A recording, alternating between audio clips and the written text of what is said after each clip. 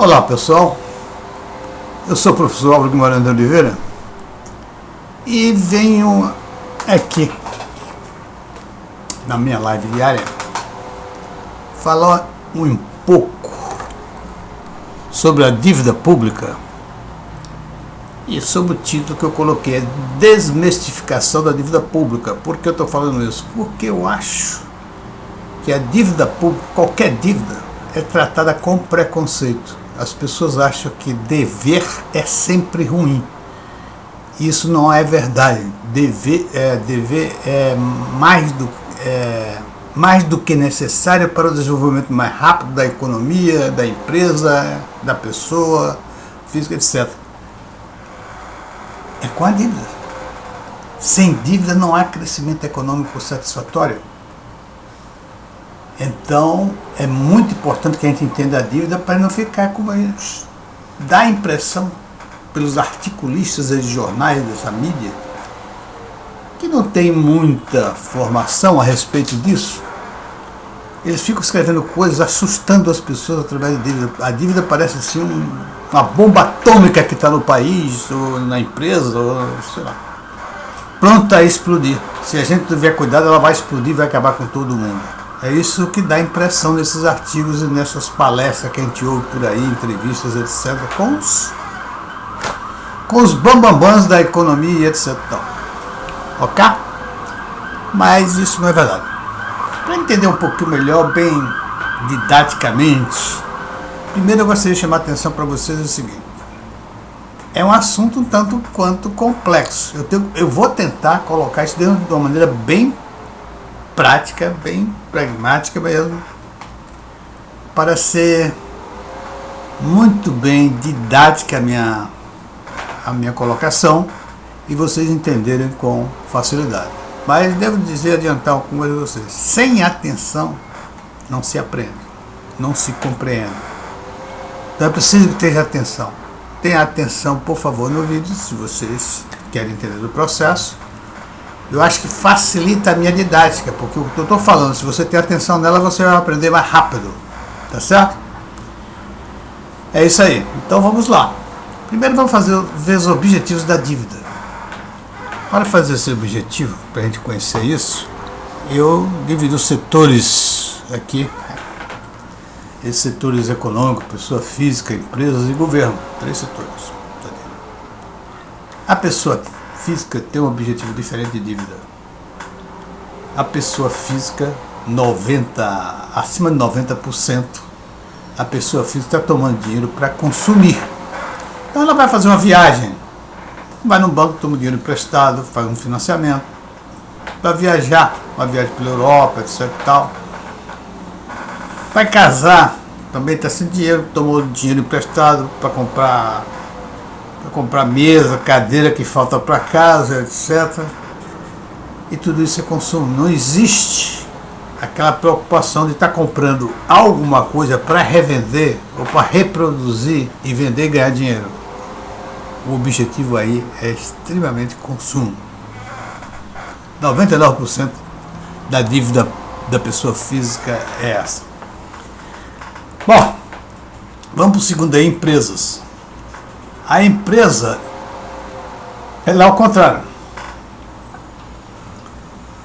Ela pode ter dívida de consumo, dívida para enfrentar uma situação difícil, de uma má administração da própria dívida, ou de uma catástrofe climática, alguma coisa desse tipo, e ficar apertado em dinheiro e buscar o dinheiro exatamente para consumir imediatamente e consertar a situação.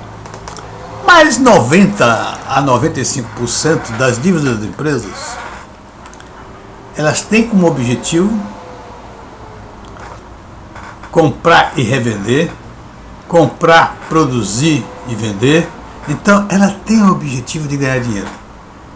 É mais ou menos o que eu digo: o seguinte: você começa uma empresa, põe o seu dinheiro, seu capital, e a empresa começa a desenvolver. Daqui a pouco você sente que a empresa, se você botar mais dinheiro, ela vai ganhar dinheiro. O que você faz? Você vê qual é a rentabilidade que você está obtendo na sua empresa e vê qual é a taxa de juros.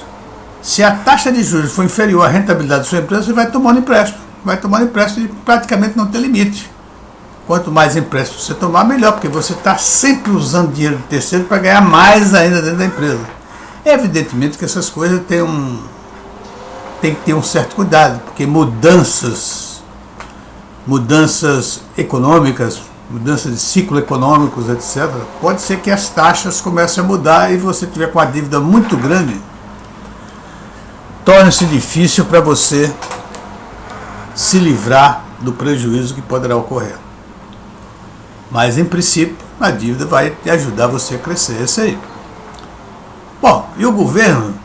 O governo é a síntese da pessoa física e da empresa.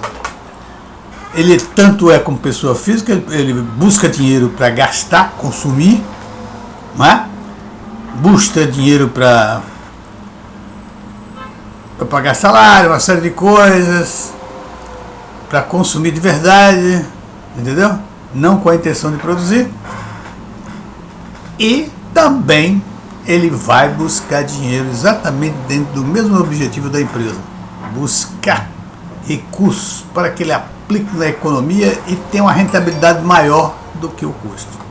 Esse é o objetivo central da dívida. Vou tomar uma dívida, tanto empresa como o governo, pessoa física eu deixo de lado, não preciso explicar mais isso, mas tanto a empresa como o governo, elas têm um objetivo claro quando ela está buscando uma dívida. É de que tem que analisar os projetos em que ela vai investir, os investimentos que ela vai fazer com aquele recurso das dívidas e a rentabilidade do projeto e a taxa de juros. Isso é a administração perfeita da dívida. Se pudesse ser sempre assim, a dívida sempre vai ajudar. Você imagina a funcionalidade, o benefício que faz uma dívida. No governo, por exemplo, você vai buscar dívida. Como você vai buscar a dívida? O governo emite títulos. E nesse título ele vende e pega dinheiro e paga uma taxa de juros. Essa parte de juros, ele tem que trabalhar a economia porque ele tem que pagar uma taxa de juros sempre mais baixa. Tá certo? E olha onde é que ele vai aplicar esse dinheiro. Se a aplicação desse dinheiro for em projetos cuja rentabilidade seja maior do que a taxa, está feito. É isso aí que tem que ser administrado. E isso o que é que vai acontecer? Todo mundo ganha. Porque os rentistas recebem o seu dinheiro, a sua taxa. Não é? O governo aplica o dinheiro, faz a economia girar, as empresas ganham dinheiro porque estão ali, a economia está girando, tá certo? E ainda tem mais ganhos do governo, que é em relação ao custo e retorno. Ele pagou uma taxa, vamos dizer, de 5%, está tendo um retorno de 8%, 9%. Então, isso aí é o ideal para administrar uma dívida do governo, que é o que mais nos interessa aqui no momento. Olha só, a origem da dívida pública, né, ela está no orçamento público, no orçamento fiscal. Qual é esse orçamento? É o seguinte, formado de uma equação contábil. Receita menos gastos é igual a déficit ou superávit fiscal. Ou seja, se a empresa tem receita, se o governo tem receitas e gasta menos, ele vai ter um superávit fiscal. Não é problema nenhum, ao contrário, esse dinheiro está ajudando ele a crescer, a economia crescer mais rápido ainda do que se não tomar o dinheiro.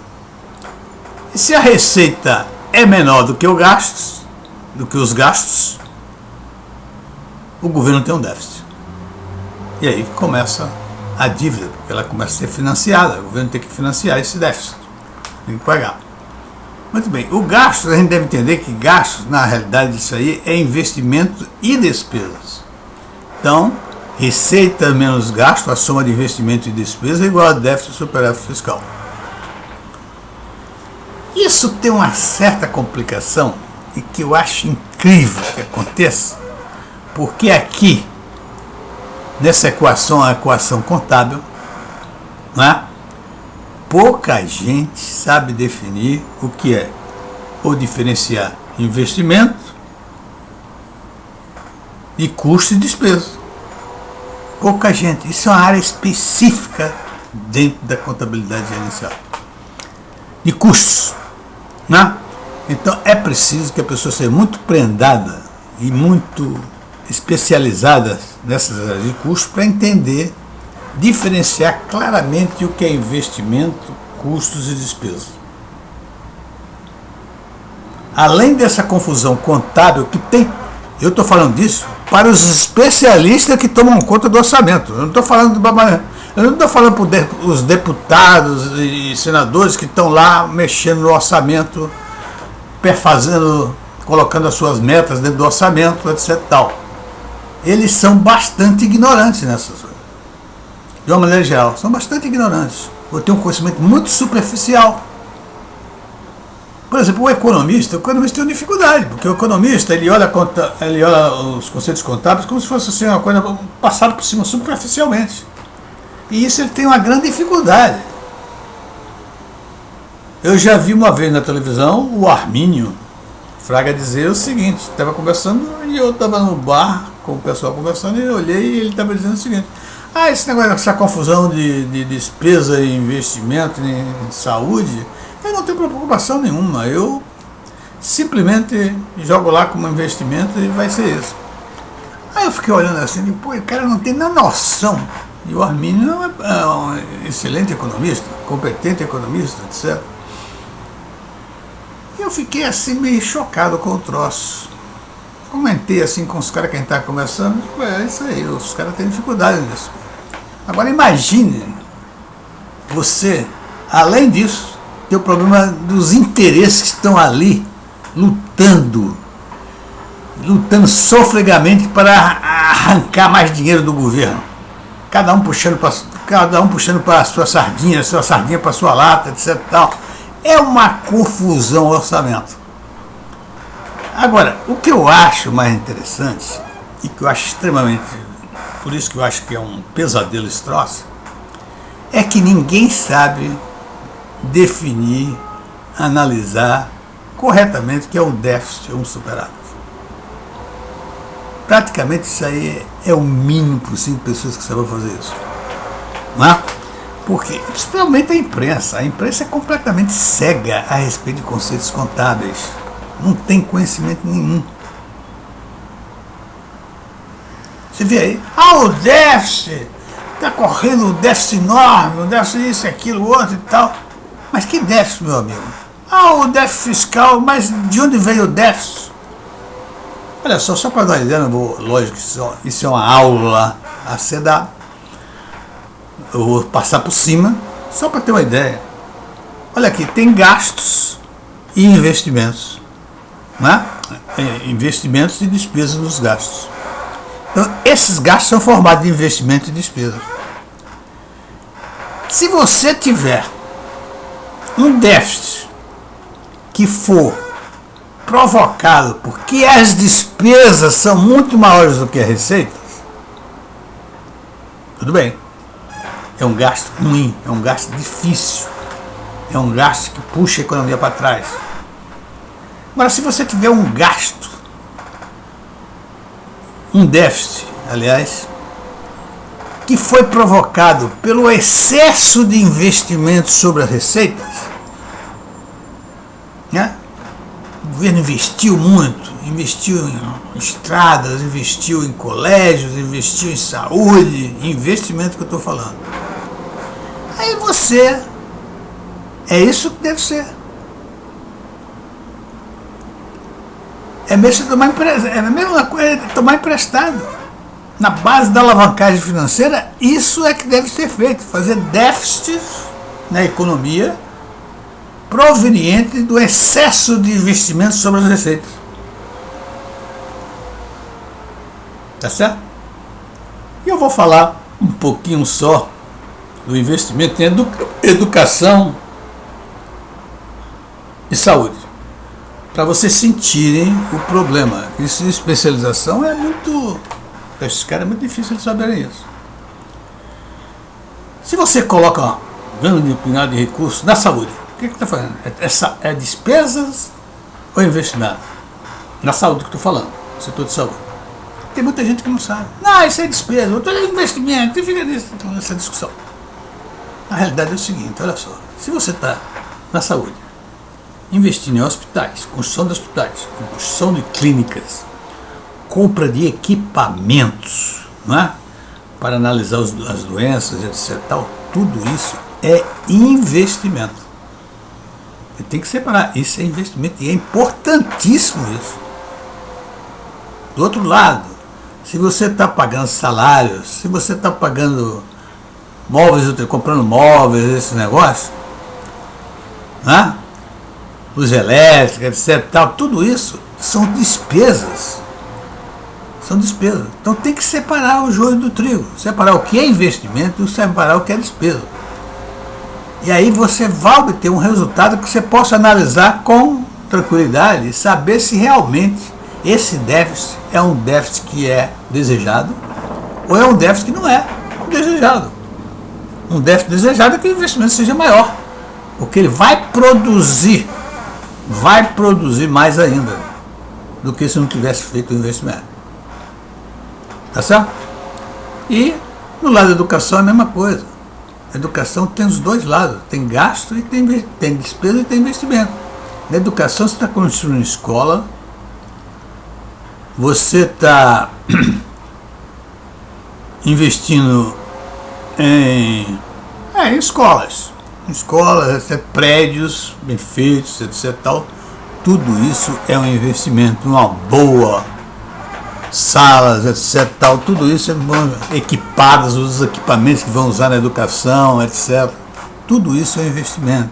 O campus da educação, o campus para poder fazer ginástica, fazer exercício, etc. Tal, jogos, vôlei, tênis, etc. Tudo isso é investimento.